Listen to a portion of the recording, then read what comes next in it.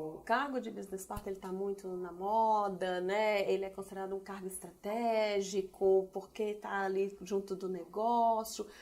Mas eu acho que até tem uma pergunta anterior para um profissional que pensa hoje em ser um business partner. Uhum. Eu acho que a pergunta é: você gosta de negócio?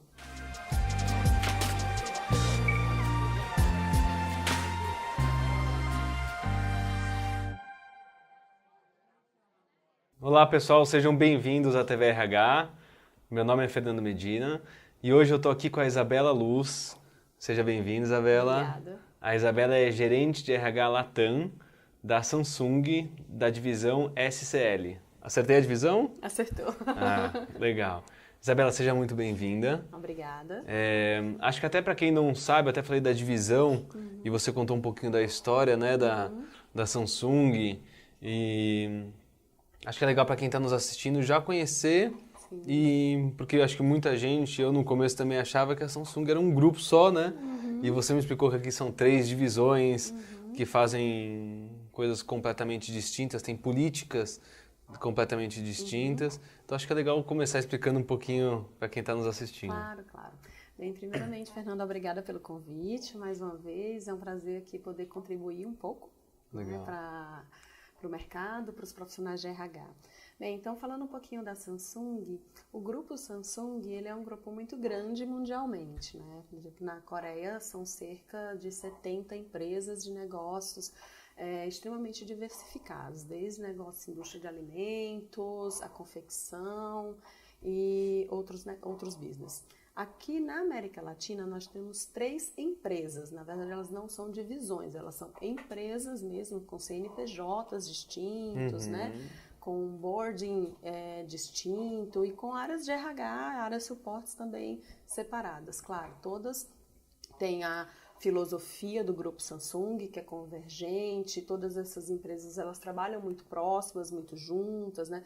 Os RHs fazem benchmark, trocam experiências, mas são negócios distintos, porque desta forma cada uma está dedicada à sua especialidade. Sim. Então nós temos a Samsung Electronics, que é a indústria de eletrônicos, né, que é um negócio dedicado à indústria de eletrônicos, que é a mais conhecida, a indústria de celulares, notebooks, tablets, linha branca, etc. E nós temos a Samsung SDS IT, que é uma empresa de desenvolvimento de softwares, outsourcing de profissionais de TI, né, uma empresa dedicada à área de tecnologia da informação, e a Samsung SCL, que é a empresa na qual eu trabalho, que é uma empresa de logística. Tanto trabalha com desenvolvimento de tecnologia para o segmento de logística, para o negócio de logística, como faz a gestão logística. Inclusive a gestão logística para a Samsung Electronics, que é o nosso principal cliente. Tá? Nós temos outros clientes também de mercado, mas o nosso principal cliente hoje é a Samsung Electronics. Legal. Isabela, hoje o nosso tema principal, a gente vai falar muito do papel da business partner, de como você enxerga a evolução que esse papel teve no mercado. Mas antes de a gente entrar nesse tema, eu queria que você falasse um pouquinho da sua carreira, para quem está nos assistindo aí, conhecer um pouquinho do seu trajeto. Bem, como podem notar, né, pelo sotaque, eu não sou de São Paulo, eu sou de Fortaleza, sou cearense, natural de Fortaleza, então comecei minha carreira em Fortaleza. Tenho aí alguns anos na área de RH, comecei a atuar em RH já desde o começo da faculdade. Primeiro ano de faculdade eu já estagiei em RH. Eu me formei em psicologia e aí eu já comecei atuando em RH. Fui mordida, né, pelo bichinho do RH já desde o comecinho do estudo. E eu separo minha carreira um pouquinho em 3 blocos.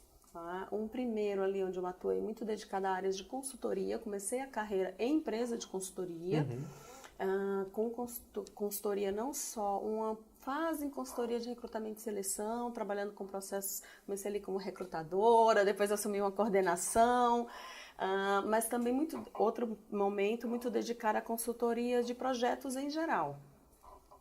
Por exemplo, projetos de planejamento estratégico, projetos de suporte a empresas para certificação de ISO 9000, Legal. Processos de planejamento de cadeias produtivas, que era um tema bem recente na época, Também para desenvolvimento de lideranças, desenvolvimento de equipes, uma consultoria mais organizacional. Legal. Então, tive um tempo de carreira dedicada a essa área de consultoria. Em seguida, um segundo bloco ali que eu caracterizo como trabalhando como generalista e especialista, mas num modelo de RH mais tradicional. Tá. O que eu quero dizer com isso? Onde você tem um diretor de RH, gerentes de RH, generalistas, né? Mas a gente ainda não tinha aquele modelo de business partner, de equipe especialista versus equipe de front office. Sim. Ali no RH era aquele modelo mais tradicional. E nesse período eu trabalhei em 2 indústrias de alimentos, tá? 2 grandes indústrias brasileiras de alimentos, né? Que foi o Grupo M. Dias Branco e o Grupo J. Macedo. Legal.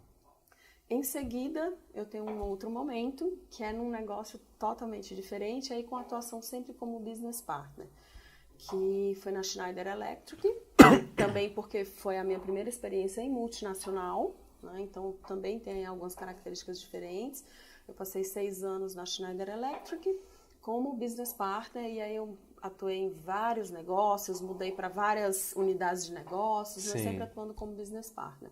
E por último agora na Samsung, onde eu tenho um duplo chapéu, né, que eu tenho uma cadeira de especialista, sendo responsável por remuneração e benefícios e mobility para a América Latina e business partner de todos os países, exceto o Brasil.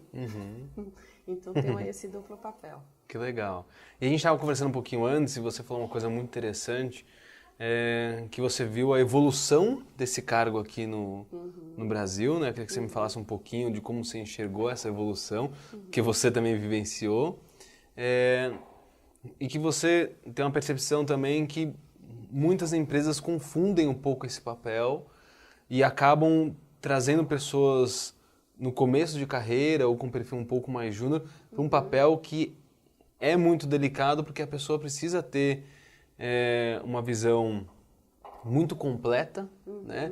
Tanto das atividades de RH como você falou também, das atividades da empresa. Então, você me falou agora da sua experiência, eu não sabia que você trabalhou numa consultoria em várias esferas diferentes. Com certeza isso contribuiu para você ter esse olhar, né, em atividades que fogem do RH. E acho que isso é algo muito importante para quem trabalha de business partner, porque você está lá, mas você precisa ser o representante do RH, mas também entender da operação, né? Sim, sim. Primeiramente, Fernando, eu queria também compartilhar aqui com você e com todos, né, que o que eu vou falar não queria que fosse tomado como verdades absolutas. Claro. É a minha percepção, é a minha opinião, né, a Claro. minha visão da área, da carreira, né? Eu também acho que não é porque um caminho é certo que ele é o único. Então, Exatamente. nós podemos ter várias visões. Essa é a minha. Então, eu tive a primeira experiência como business partner há mais de 10 anos atrás, cerca mais ou menos uns 13 anos atrás, quando eu estava no grupo J. Macedo, e ele estava exatamente virando um modelo.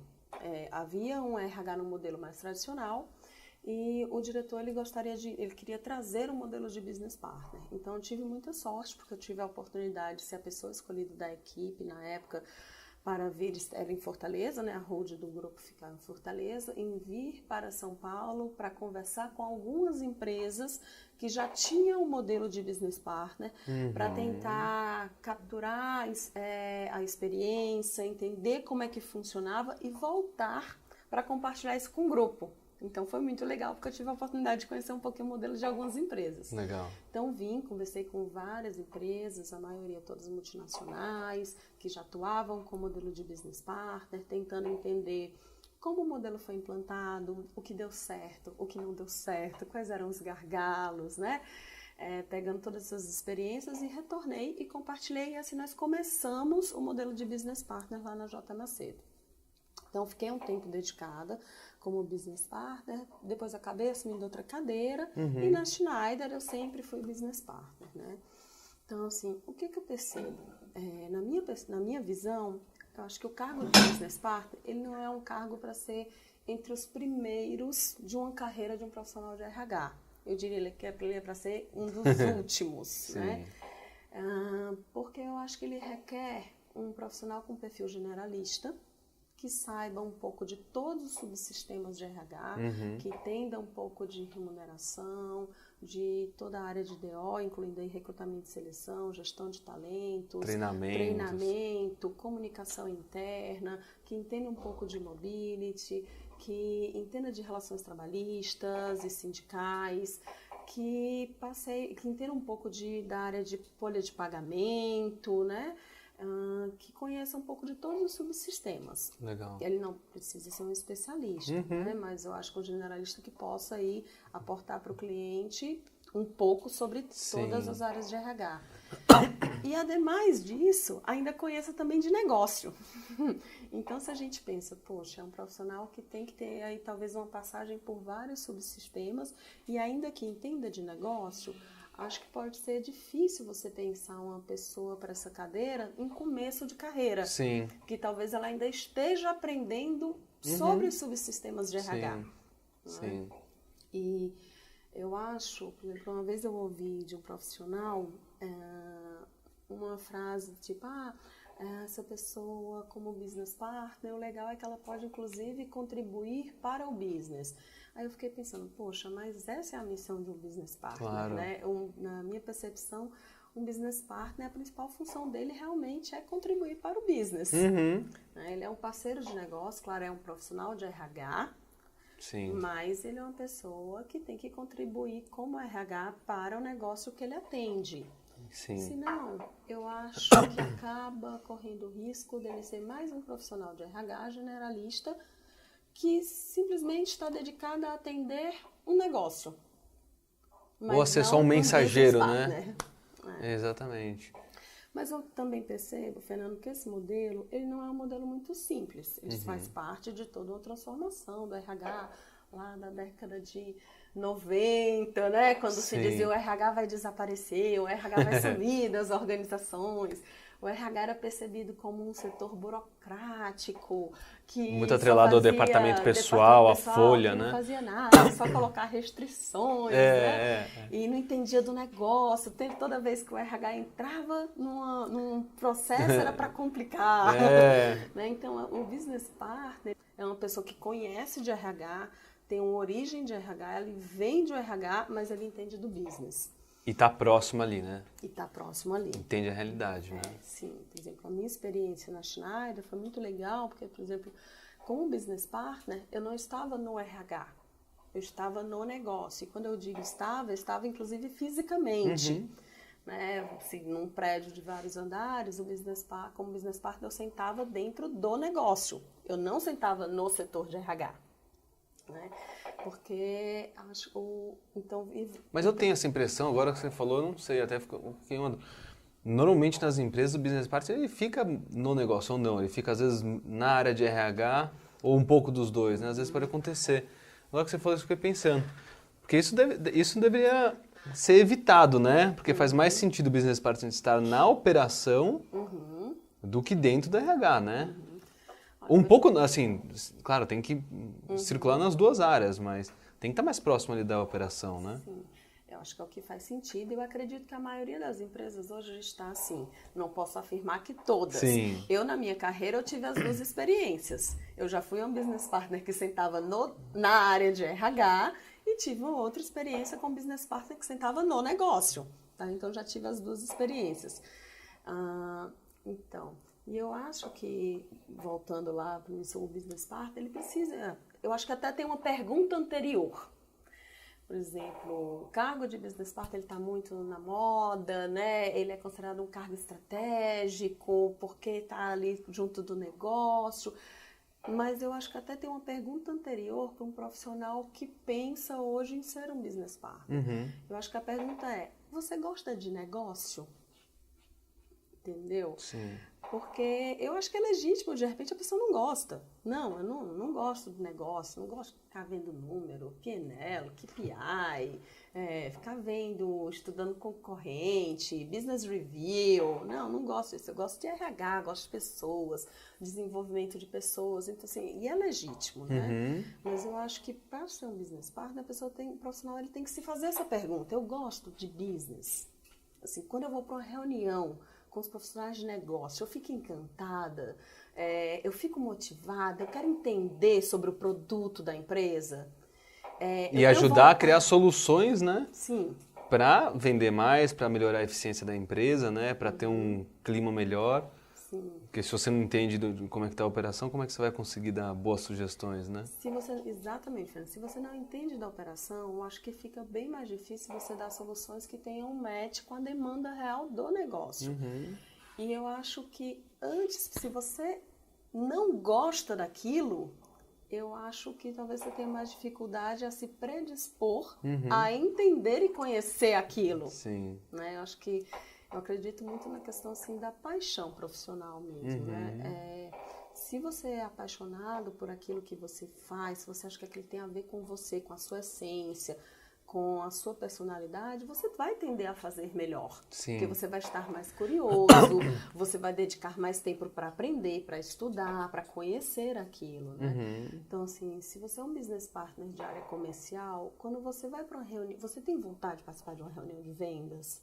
Você tem vontade de sair um dia com um vendedor para acompanhar uma visita comercial, para saber como é?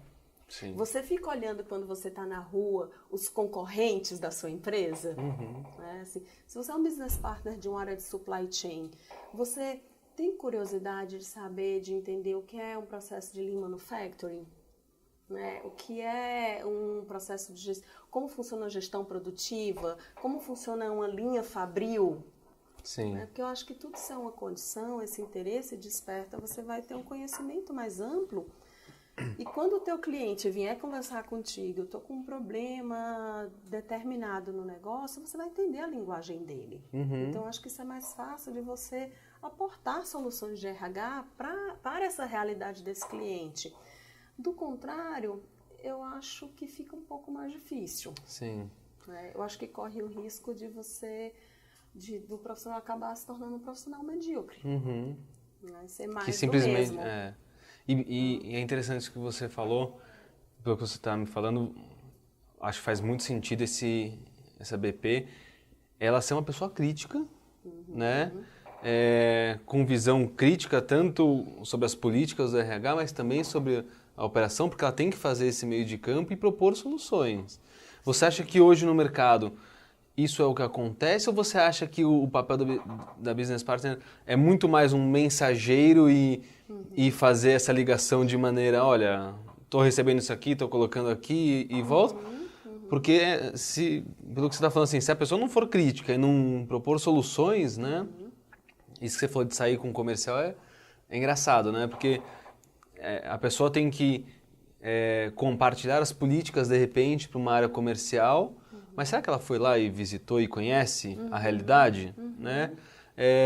E aí, ao mesmo tempo, tem que voltar a isso, porque se ela vai lá e conhece, ela tem que ter uma liberdade, a empresa tem que dar uma liberdade para ela, de ouvi-la e falar, olha, aqui nesta planta, ou aqui nesta operação, ou aqui nesta divisão, essa política não faz muito sentido por isso, isso e aquilo. Talvez seria melhor nós fazermos isso. Você sente isso no mercado ou não? A gente ainda está um pouco mais engessado.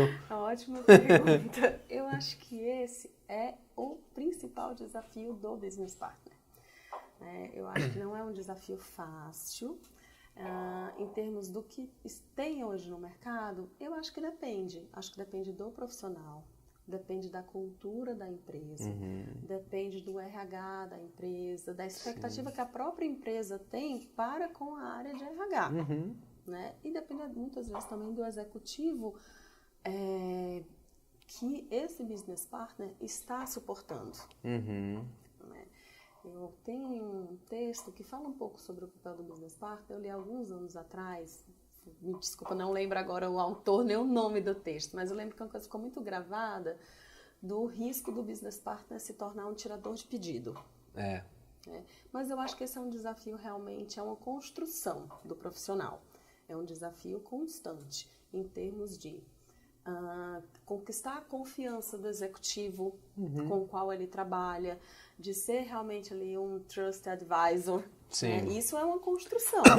O executivo vai trabalhar com você, vai te conhecer, o quanto as soluções que você já apresentou deu resultado, teve impacto positivo ou não para o negócio, o quanto uma área de gestão de RH te suporta quando você for apresentar um projeto também para o executivo, se ele for bem aceito ou não for bem aceito. Sim. Né? Então, acho que isso é uma relação de confiança que vai sendo construída. Uhum. E como eu disse, qual é o posicionamento que o RH tem dentro da organização? Uhum. Porque dependendo da organização, pode ser que o executivo ache muito bacana, muito bonito ter lá, eu tenho uma business partner, mas pode ser que no fundo ele não queira ter uma business Sim. partner, porque muitas vezes uma business partner vai dizer não para ele. Então, talvez ele não E ele vai queira enxergar ouvir, não. talvez a pessoa como uma fiscalizadora ao invés de uma pessoa que está aí para apoiar e para ajudar, né? Exatamente, né? Então, acho que depende de todos esses fatores, né? Assim, confluírem para ter um bom trabalho real de business partner. Sim. Porque, assim, acho que o papel é contribuir e, às vezes, o contribuir é igual a educar filho. Às vezes, o contribuir vai ser dizer não. Sim. Com todas as explicações, com alternativas. E o papel do business partner, ele é sempre muito mostrar caminhos. Porque a decisão final vai ser do business. Sim. A decisão final vai ser do negócio. Sim. Né? Ele vai ali mostrar caminhos. Olha, se você for por aqui, pode acontecer isso e isso. Se você for por aqui, pode acontecer essas outras consequências. Eu te sugiro, como business partner, você ir por aqui. Mas a decisão final é dele. Nós somos... Eu acho que é um papel interessante, né? Porque, bem ou mal, a pessoa entra na operação e ela acompanha e ela pode influenciar, mas ao mesmo tempo ela pode influenciar. Aquilo que você falou, ela não pode chegar e vai fazer isso, isso e aquilo. Né? Não deveria fazer isso. Ao mesmo tempo que ela precisa voltar também para o RH e falar, olha, eu vi que isso talvez não vá funcionar tão bem, isso talvez não vai funcionar tão bem, por que não vamos fazer desta maneira? Né? Então ela tem que fazer esse meio de campo com as duas frentes e ter um jogo de cintura, né? Porque ela não pode mandar em nenhum dos dois, mas ela tem que falar, olha, eu estou vendo que se a gente tentar fazer dessa maneira, talvez não vai dar tão certo, né? E ao mesmo tempo da operação, olha, assim também não vai dar tão certo, porque a gente já tem uma experiência aqui que não funcionou. Então ela tem que ter esse jogo de cintura, né? É um eterno link, né? É uma posição que faz um link entre as áreas.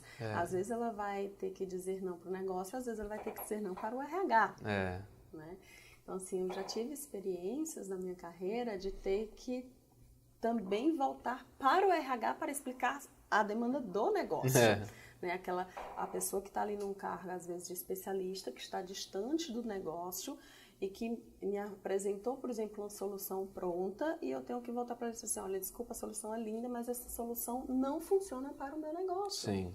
Não é isso que eles precisam. E a empresa precisa estar aberta a ouvir, né? Isso. A empresa precisa ter uma política de ser aberta a ouvir, porque senão perde muito do sentido, né? Sim. De ter alguém lá na ponta, né?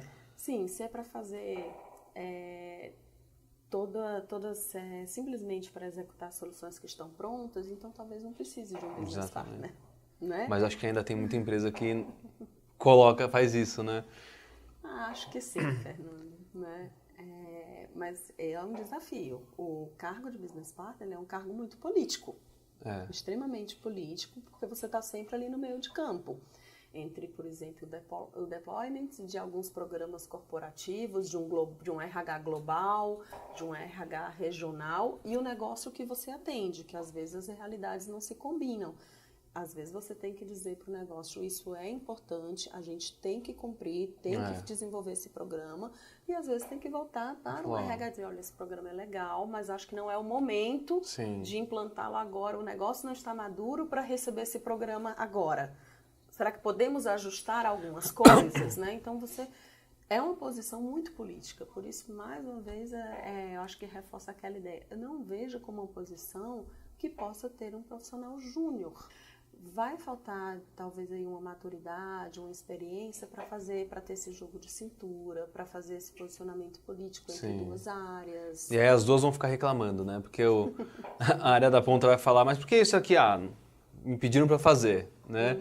E ao mesmo tempo o RH, mas por que você não fez? Porque ele disse que não quer fazer. Então, se não for uma pessoa um pouco mais sênior, não vai conseguir esse jogo de cintura de falar, olha, precisa fazer por isso e aquilo, ou não dá para fazer, né? Por isso e aquilo, ou legal, vou tentar brigar por isso lá com a matriz, com o RH, mas isso aqui talvez a gente vai ter que adaptar, né? Porque senão isso mata um pouco a ideia, né, da posição, né? E você imagina que muitas vezes, por exemplo, você está falando com um cara de negócio, né? Aí você tem que chegar lá para ele e convencer, por exemplo, que ele tem que fazer a campanha de avaliação de performance, né? Correr atrás dos líderes. Gente, então, nosso calendário, temos que fazer avaliação de performance. Então, assim, você tem que ter uma argumentação do porquê. O cara, às vezes, é um gerente comercial, ele está preocupado com as metas de vendas dele. Ele vai pensar, estou perdendo tempo aqui. Líder, um diretor industrial, ele está preocupado com o índice de produtividade da fábrica dele, que está caindo, ou a importação da matéria-prima que não chegou para alimentar a fábrica. Aí você vem lá, o RH, falar de avaliação de performance. Não dá para colocar a goela abaixo. Você tem que mostrar, muitas vezes, para os profissionais, assim, por que é importante. Quais as consequências de fazer, quais as consequências de não fazer. Né? Onde é que isso vai dar lá na frente? Né? Qual o caminho? E aí, acho que você falou uma coisa que é muito importante, que eu vejo no RH, que não basta só criar a política, mas acho que ele tem que mostrar também para a empresa a consequência disso, né? Então, a gente tinha aqui pesquisa de clima. Pesquisa de clima é um caso clássico, né, das empresas. Por que você está fazendo a pesquisa de clima? Claro, você está querendo avaliar, mas não é só por isso. Você tem que tomar uma ação em relação a isso. Fazer só por fazer, se você fizer uma pesquisa de clima e não fizer nada a respeito disso, em 2 anos acabou a pesquisa de clima. Ninguém mais responde nada. Fala, vou responder, não acontece nada. Né? Então, se você fizer uma pesquisa de clima e não tiver uma ação e não pegar o que está ruim, conversar com os líderes, montar um plano de ação, enfim, as pessoas começam a perder a credibilidade naquela ferramenta, né? E aí você falou, você vai pegar um líder de uma operação que está sendo cobrado pela efetividade ali, não pode ter erro, né? E aí vai o RH ali e fala, olha, você precisa fazer uma avaliação de performance. Ele xinga de tudo, fala, mas que perda de tempo, né? Só que se você consegue depois mostrar a diferença que isso fez, né, em que as pessoas realmente boas ficaram na empresa, produziram mais, e quem não estava indo tão bem conseguiu mudar de panorama, enfim, saiu e entrou uma outra pessoa melhor, e como isso trouxe benefícios até para ele, né? Se não conseguir fazer isso, ele perde a credibilidade, né? Acho que isso é um desafio para a área de RH até como um todo, né, Fernanda, por exemplo. E aí, mais uma vez, eu volto também que isso depende um pouco do posicionamento que o RH tem dentro da organização. E a gente, assim, os profissionais, eles olham muito, os programas de RH, mas às vezes, se você vai mais a fundo, às vezes você vai descobrir que não é exatamente só o RH, mas como o presidente da empresa enxerga o RH. Sim. Por exemplo, às vezes você tem programas que são descontinuados. Então, assim, começa um programa de desenvolvimento de liderança, aí o profissional sai. Ou o programa é cortado, não tem mais budget, é cortado o programa. Aí no outro ano começa mais um programa, novamente. Aí às vezes os profissionais olham, nossa, mais um programa, já participei assim de 5, nenhum terminou. E fica aquele desgaste. Mas muitas vezes o que está por trás disso é também o quanto a organização enxerga esses programas do RH como algo importante, algo que não deve ser cortado, algo que não deve ser descontinuado, algo que uma vez começado deve ir até o final. O quanto a empresa também ela patrocina isso. Sim, banca então, isso, né? Então isso é muito importante, né? Sim. Até, eu acho que uma coisa muito importante, quando nós somos área suporte. Né? A gente está ali para dar suporte para o negócio e se não for isso, não faz sentido. O RH não traz dinheiro para casa diretamente. Você suporta áreas que trazem dinheiro para casa. Então, como função suporte, eu acho que é uma coisa muito importante você, por exemplo, se está fazendo um movimento de carreira ou se está hoje numa empresa, além do match com a cultura, também você perceber o que o RH representa dentro dessa empresa, que local a área de RH tem dentro dessa organização. Como ela é vista, e dependendo né? do que eu enxergar, será que eu quero ir para essa organização? Isso é importante. Porque às vezes você pode ter um excelente profissional, mas que ele não vai conseguir construir muita coisa. Dependendo do posicionamento que o RH tem dentro da organização. Sim. Qual a percepção, por exemplo, que o presidente da empresa tem sobre o RH? Porque se o presidente não valoriza, não tem uma empresa, não tem uma visão muito positiva dessa área, você pode colocar, às vezes, o melhor profissional. mas talvez ele vai ter ali restrições, algumas limitações, né? Vai tudo que ele propuser vai ser visto como um gasto, né, ao invés de um investimento, uma perda de tempo. Eu acho que isso também é importante para quem está no meio do RH ter esse olhar em termos de carreira. Né? É aquilo que você falou, será que eu tenho esse perfil? Eu tenho que olhar isso ao longo da carreira, né? Assim, será que eu tenho um perfil para assumir esse papel? Ou será que eu estou numa cultura que tem a ver com o que eu imagino para um RH? Ou será que aqui eu vou conseguir colocar em prática aquilo que eu imagino, né? Sim. Porque a gente fala muito, eu acredito muito na questão da motivação das pessoas, na questão do clima. As pessoas falam muito em questão de salário, né? Salário. Mas não é isso na prática. Já ficou provado que, claro, o salário é importante, mas tem muitos outros fatores que são relevantes a pessoa se sentir motivada. Né? Então, acho que no papel de RH, a pessoa está lá trabalhando. Pô, a gente já fica a maioria do nosso dia no trabalho. Né? Para que você vai ser simplesmente um mensageiro ou fazer esse papel, né? Um tirador de pedidos, que nem você falou? Pô, já que você vai fazer um papel desse, faz um papel de realmente conseguir fazer uma mudança ou então conseguir criar um impacto na organização. E também, claro, que nem você falou, verificar se onde você está tem essa possibilidade. Sim. Como você falou, né? Mais diversas pesquisas já mostraram que salário, ele é um motivador, mas ele não é o único, né? E que muitas vezes ele atrai, mas ele não retém. Exatamente. Né? Assim, você pode ir para uma oportunidade por conta do salário, mas você não necessariamente ficará por conta do salário. Né? Porque depois de um determinado, de você ajustar ali o seu orçamento, aquilo acomodou. E aí você precisa é o dia a dia. de mais. É o dia a dia, né? Hoje, mais do que nunca, todo mundo fala, né, de propósito, mas assim, mas é isso mesmo, assim, pode estar, antes poderiam ser usadas outras palavras, mas é isso, por exemplo, o que você está fazendo aqui? Assim, eu faço a diferença, você acordar, você ir dormir, imaginando que você fez a diferença na vida de alguém, que você construiu alguma coisa numa organização, né? Você tem isso muito nítido, por exemplo, quando você vai fazer entrevista de emprego, né? Que te pergunta assim, qual é o seu principal projeto? O que você deixou, assim, qual é o seu legado? E às vezes isso nos puxa para uma reflexão, poxa, qual é o meu legado? O que é que eu construí de verdade? Então, acho que todo. E para quem está trabalhando, fica a reflexão, né? O que eu estou construindo, né? Sim. E acho que todo e qualquer profissional, não é só de RH, acho que todo mundo quer estar num ambiente que você possa construir algo. Sim. Pode ser que simplesmente construir algo do tipo ajudar na carreira de um analista da sua equipe. Mas você poder olhar para trás e dizer assim, eu deixei um legado aqui. Sim. Eu construí alguma coisa. Isso faz parte da minha história quando eu olho para trás, né? Isso é muito bacana. Que legal, legal. Isabela, muito obrigado pela participação. Acho que foi muito boa a nossa conversa. Com certeza quem está nos assistindo curtiu bastante. Só para finalizar, a gente está pedindo sempre para os nossos entrevistados eles darem dicas aqui, porque muita gente que nos assiste, tem muita gente de RH, mas também tem muita gente que está em busca de um novo emprego, de uma recolocação. A gente sabe que hoje o país está sofrendo muito com a questão do desemprego, né? E nada melhor que a pessoa que é especialista em RH para dar dicas, né, do que a gente enxerga, do que seria bom a pessoa fazer, falar, se portar, enfim. Então, se você puder dar uma dica final aí para quem está buscando emprego. Tá.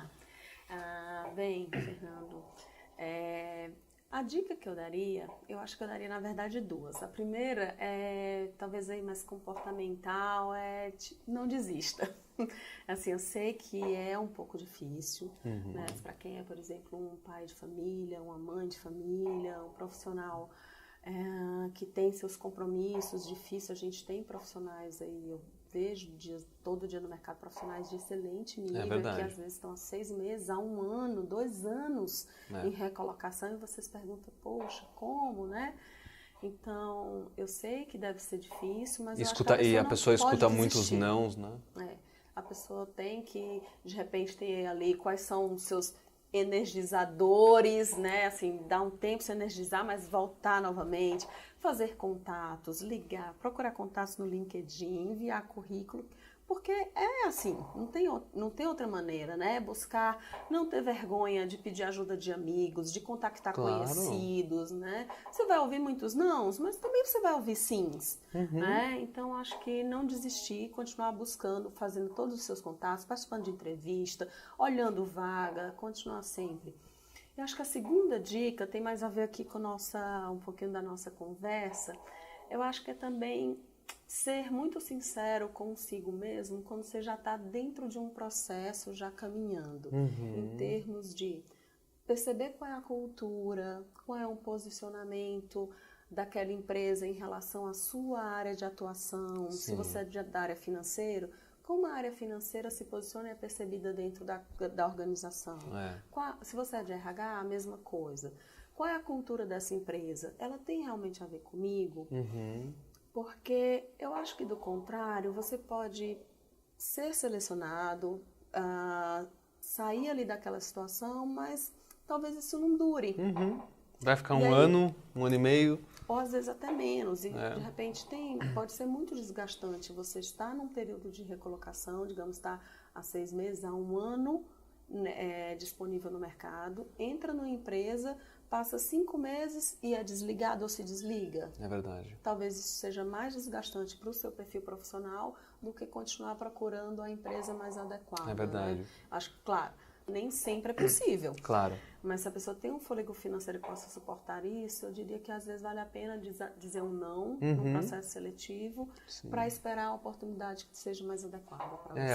Às vezes aparece uma oportunidade em que a pessoa tem que dar um passo muito para trás na carreira. Isso acontece muito hoje em dia, né? Sim. A pessoa acaba descendo 1 ou 2 níveis que já tinha experiência. E que a pessoa, às vezes, pela questão financeira e porque está muito tempo fora do mercado, às vezes acaba aceitando. Mas é aquilo que você falou, se a pessoa não está ainda nesse momento e consegue ter um fôlego financeiro, ela tentar optar por uma empresa que tem a ver com o perfil dela, com o cargo que tem a ver. Acho que é bem legal isso que você falou. Tá bom. Obrigado, viu? Eu que agradeço. Muito Espero obrigada. que vocês tenham gostado e até a próxima. Sim, espero.